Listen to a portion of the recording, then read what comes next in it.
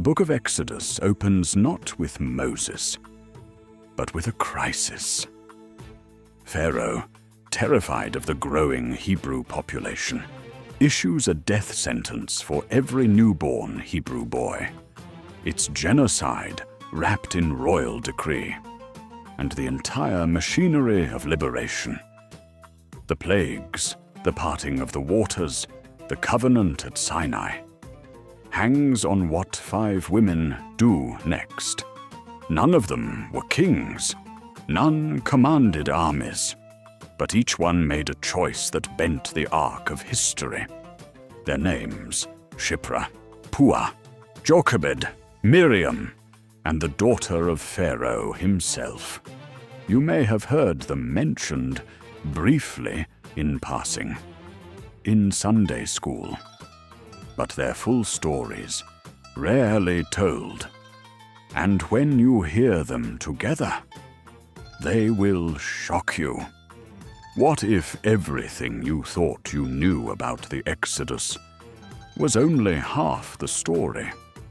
Moses gets the credit, Pharaoh gets the blame.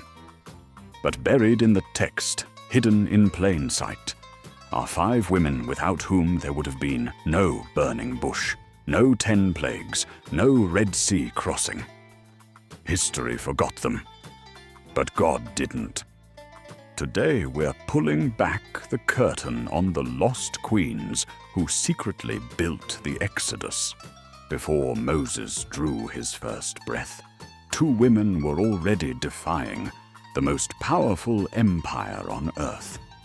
Exodus 1:15-17 tells us that Pharaoh called in the Hebrew midwives, Shiphrah and Puah, and gave them a direct royal command. When you deliver Hebrew boys, kill them at birth.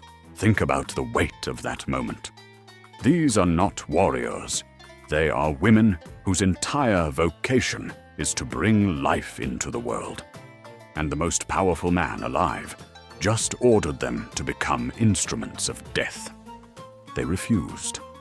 Verse 17 says simply, "But the midwives feared God and did not do what the king of Egypt had told them to do. They let the boys live." When Pharaoh demanded an explanation, they didn't confess. They outsmarted him, telling him the Hebrew women were so vigorous they gave birth before a midwife could even arrive. Was it a lie? A half-truth? Scholars have debated for centuries, but the text doesn't condemn them. God blessed them. He gave them families of their own. Here's what's staggering. Shiphrah and Puah are among the first named individuals in the entire book of Exodus. Pharaoh, the most powerful ruler in the ancient world, is never named in the text, but the midwives are.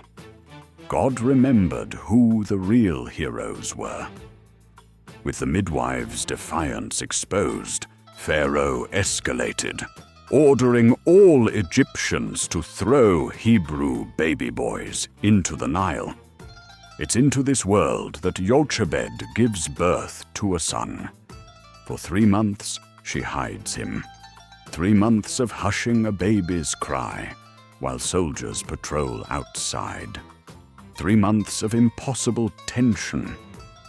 And then she does something that seems like surrender, but is actually the most radical act of faith in the entire story. She builds a small ark. She waterproofs it with tar and pitch. She places her baby inside, and she sets him on the Nile, the very river Pharaoh commanded would be his tomb. Exodus 2:3 says she could hide him no longer. But notice what she does not do. She does not give up. She engineers salvation. She uses the weapon of her son's destruction, the Nile itself, as his vessel of deliverance. Yochebed's name means God is glory. And in her quiet, desperate, courageous act, the glory of God moves through a mother's hands. The man who will confront Pharaoh, part the Red Sea and receive the 10 Commandments, is alive because his mother refused to accept a death sentence. Yocheved doesn't just place the basket and walk away. She stations her daughter at the water's edge.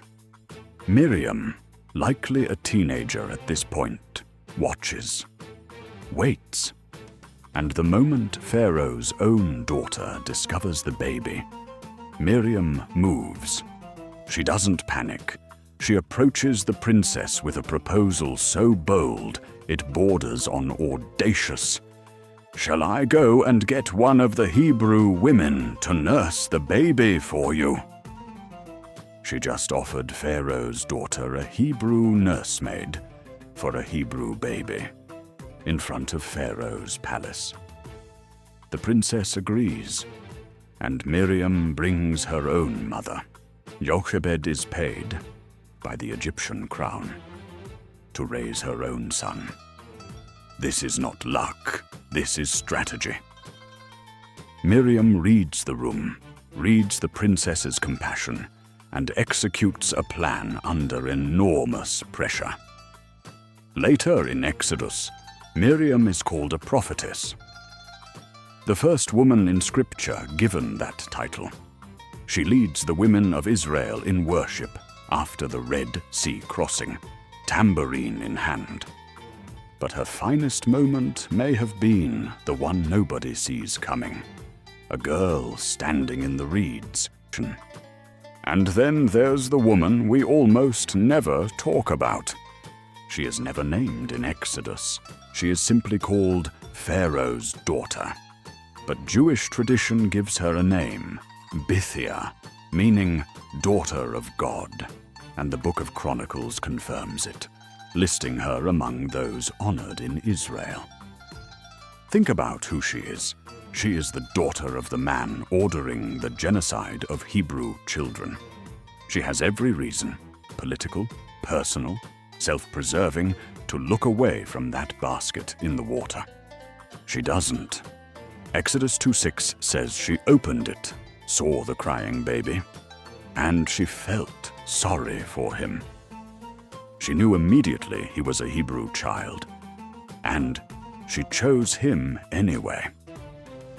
In that moment, the daughter of the oppressor became the protector of the liberator.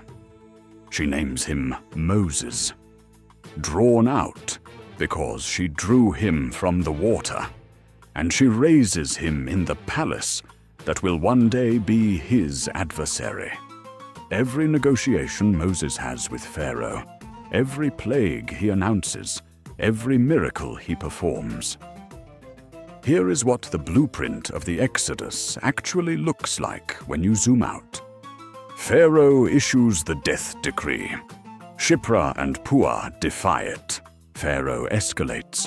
Yocheved outwits the river itself. The basket reaches the princess. Miriam turns a moment of crisis into a rescue operation. Bithia raises a Hebrew boy in the house of his enemy and gives him everything he needs to go back and demand freedom. 5 women, 5 choices. Each one was a link in a chain that could not be broken. Remove any one of them, and Moses never grows up. Moses never grows up.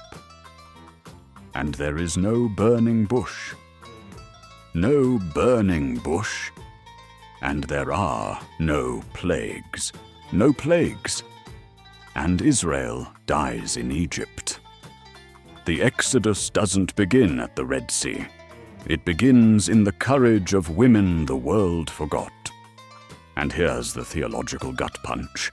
God chose them first, before Moses is called, before Aaron opens his mouth, before a single plague falls on Egypt. God works through 5 women who had no armies, no authority, and no guarantee they'd survive their own obedience. That is not a footnote to the Exodus story. That is the Exodus story.